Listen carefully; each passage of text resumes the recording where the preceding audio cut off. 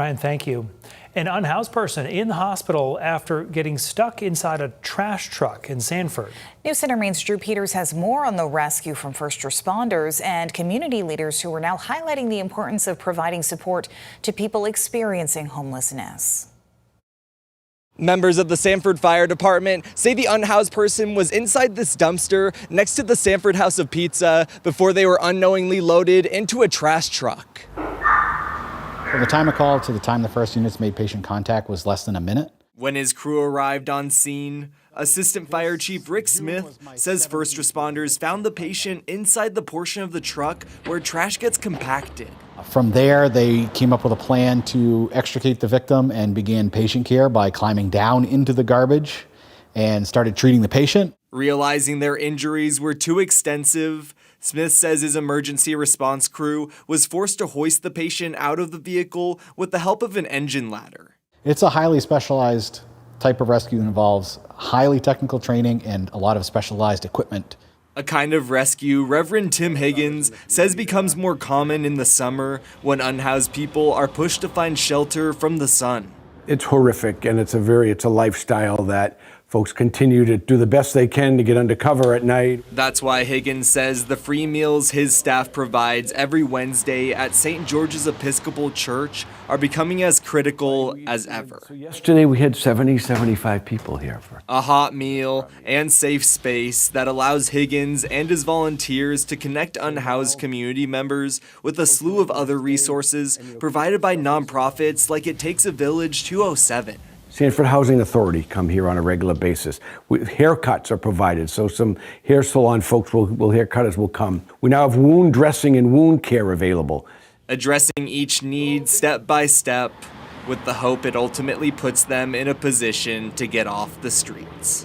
Let's move folks towards housing, move folks towards rehab, move folks towards getting out of the system, as it were. Members of the Sanford Fire Department say the unhoused person is receiving medical care at the Maine Medical Center in Portland. In Sanford, Drew Peters, News Center, Maine. Sanford firefighters say they are hoping to implement more programs or training to better assist their city's unhoused community. The town of Skowhegan has now authorized legal action against a local church-run shelter. It comes after town officials issued Shelters by Jesus a cease and desist order last month due to unresolved safety code violations. An inspection report cites that it's operating as an unauthorized dormitory. The shelter is run inside of a church. A placard was issued by the Skowhegan Fire Department stating the building has no sprinkler system and no monitored fire alarm system. Pastor Richard Berry says they are currently working to address violations. I'm working diligently to build a place for the families to go that will fit their codes and fit their ordinance. We're taking all the legal steps necessary to encourage compliance. What we really want is Shelters by Jesus to have a compliant building up to code. Town officials say they are waiting for next steps in the court process, and in the meantime, they're helping people transition out of the shelter.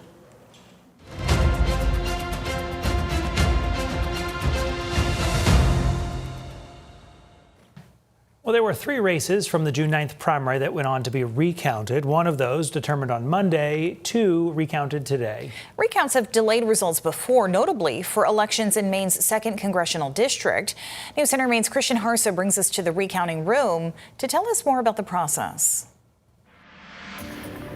The recounting process takes time and it delays results, but when you have razor-thin margins, every vote counts. If there is an exact tie, it's an automatic recount. Which Deputy Secretary of State Kate McBrien says doesn't happen often. You know, in the case of the recount this morning, there was an 8-vote difference. Really close. This recount is between Republicans Nicholas Hamlin and Suzanne Andresen for the State House District 49 primary spot. Regardless of the race, McBrien says the recount process is the same, and the state covers a vote separated by less than 1.5%. Recounting goes with teams of 3 people, a Secretary of State staffer, and representatives from each campaign counting ballots by hand. They're both counting. They're both confirming the other person's count, and they're making sure that they all agree on how each vote is actually cast and how it should be read. The groups work town by town in the case of District 49 or box by box for District 135, which is only Kennebunk. The results for both primary elections remained the same. Suzanne Andresen won District 49 and Lisa Pratt, District 135. Really shows that every single vote was counted by hand. Everyone was looked at. Every vote counts. When you have a gap of only 8 now down to 6, it really does matter. Neither loser, District 49's Nicholas Hamlin or District 135's Rachel Phipps, expected a different result, but wanted to inspire confidence in those results. We were able to verify that of all 5 towns, each town was probably 1 or 2 votes off, which is really, really good. Every vote does count, and your vote could be the vote that flips an election. Phipps ran on a progressive platform and lost by 18 votes to Pratt. She wants Pratt and other candidates to remember they represent all constituents. I think it's important that whoever is a representative recognizes that there are at least very close to half of our electorate who are looking for a progressive candidate with a progressive platform. The Secretary of State's office says that if a recount happens in the November election, it would follow the same process. But if it's a statewide election, it would probably require more manpower and time to complete. In Augusta, Christian Harsa, News Center, Maine. A federal judge in Boston has now struck down the Trump administration's attempt to require states to submit voter records to the U.S. Postal Service to verify voter identity. If mail-in ballots did not match those records, the president said the Postal Service would not transport those ballots. The judge ruled that the U.S. Constitution does not grant the executive branch that authority. This is the latest court ruling to hamper efforts by the president to increase federal oversight over elections. Maine is one of 30 states that have refused to share their voting records with the federal government. Maine Secretary of State Shenna Bellows is celebrating this ruling as another win and proof that Maine is in the right. And to have a judge reaffirm what the states have been saying from the very beginning, that under the Constitution, it's the states, not the federal government, that are in charge of elections, and that Trump has no right to prohibit mail voting. So our seniors, our people with disabilities, Mainers who are leading busy lives and they're expecting their absentee ballot by mail and need to return their ballot by mail should feel very good today and excited that at least for now, our elections are protected in the fall. Maine Attorney General Aaron Fry released a statement writing in part, quote, "The real threat to secure elections is the president and his administration's relentless and unlawful attempts to interfere and undermine public trust in this essential process," end quote. Both Fry and Bellows said their offices will continue to push back against unlawful attempts of federal oversight as the November election draws closer. If we can't do this, it's a failure of both Democrats and Republicans. The House Freedom Caucus speaking on Capitol Hill today, urging colleagues in the Senate to pass the Save America Act. President Donald Trump announced yesterday that he would be withholding his signature on a bipartisan housing affordability bill until the Senate can send the SAVE Act to his desk. So the SAVE Act would require voters to present proof of citizenship when they cast their ballot. It has the support of all Republicans, but it can't overcome a filibuster without the support of 7 Democrats. Democrats have vocally opposed SAVE, saying that it would disenfranchise millions of voters by requiring them to present a passport, something only about 50% of Americans have. The housing bill, now being used as a bargaining chip, has strong bipartisan support in both the House and Senate. If signed into law, it would spur rezoning efforts nationwide, allocate funding for affordable housing, and limit how many homes private equity firms could swallow up. President Trump was expected to sign that yesterday before pulling out at the last minute and tying it instead to SAVE. Freedom Caucus member Representative Ralph Norman says the president should take the strategy a step farther. No bill is more important than the Save America Act. The president did the right thing yesterday by canceling the bill signing unless the SAVE Act is attached.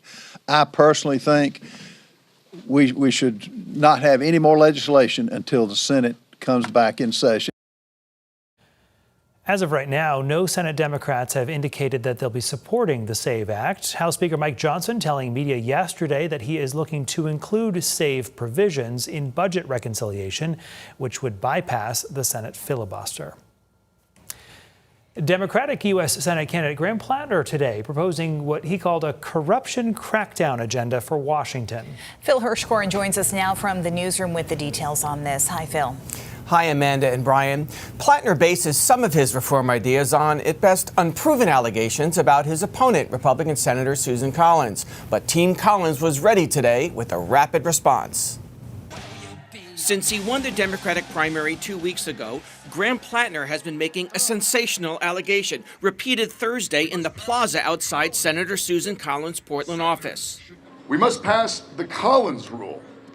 Senators should not be able to funnel money to their spouses. Platner alleges Collins somehow directed $76 million in federal contracts to a Washington, D.C. firm called Jefferson Consulting Group, where her husband, Tom Daffron, was the chief operating officer from 2006 to 2016. Tens of millions of dollars of it from agencies that Susan Collins herself oversees. That is not a coincidence.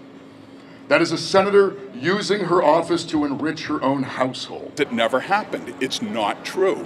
It's a lie. Steve Abbott is Collins' re-election campaign manager and her longtime Senate office chief of staff. Susan Collins has not funneled any money to Tom Daffron. That's against the law. That's a criminal activity. He's accusing her of engaging in a criminal activity with no evidence. Platner's campaign points to a list compiled by searching the USA Spending website, finding contracts awarded to Jefferson Consulting by the Departments of Agriculture, Health and Human Services, Homeland Security, State, Interior, and Veterans Affairs. $55 million came from 2 contracts from USAID, the Agency for International Development, roughly 3/4 of that $76 million. The Collins campaign doesn't dispute the total, but who doled out those funds between 2009 and 2016? Not Congress, but the Obama administration. Who awarded that contract?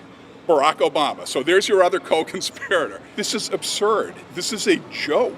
Hey, Graham, Senator Collins is going to say, because you've been talking about this since primary night, her husband Tom ceased being a lobbyist in 2008, 4 years before they got married, so he's not a lobbyist husband, never was. I asked Platner how he would reconcile the Collins rebuttal. We are always told by the system itself that there are plenty of excuses as to why it isn't actually corrupt. Even though, I'm sorry, from down here in the real world, all of us looking up, we see a clearly corrupt system. The executive branch awards contracts. Congress does not award contracts. Susan Collins has never awarded a contract in her life. Neither has anybody else who's ever worked in the United States Senate.